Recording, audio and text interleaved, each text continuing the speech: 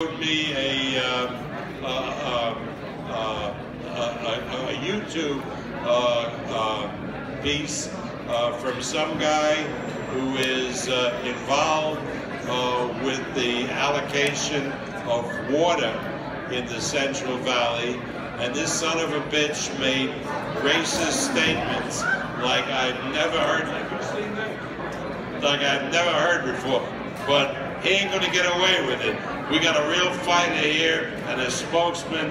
Jose, come up and say.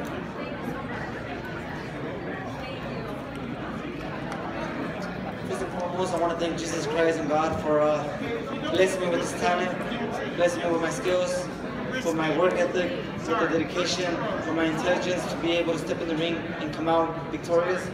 I also want to thank Mr. Arum and the whole Top Rank staff for the opportunity. I want to thank my manager, Rick Meridian, who always does a tremendous job taking me where I need to be, my family, and my parents being the ones who motivate me to be a good person, the ones who motivate me to work hard. And my father was a great example of his work ethic for me to go out there and work and become a champion, not just in the ring, but outside the ring as well.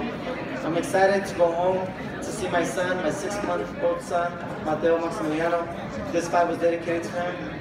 It was a long 10 weeks of training camp, so I wasn't able to spend too much time with my son, and I'm sure I'm very excited to go back and be able to take him to the park and have a great time with my son. Thank you the media, thank you everybody who came and showed support, all the fans. It was a tremendous night of boxing. I want to congratulate Oscar Valdez for a tremendous win. He looked sensational with the 4th round knockout, beautiful hook. And Gilberto Ramirez, who, man, he really shocked the world with this performance, being the first super middleweight Mexican world champion of the world. So I want to congratulate them and Manny Pacquiao as well. Thank you guys.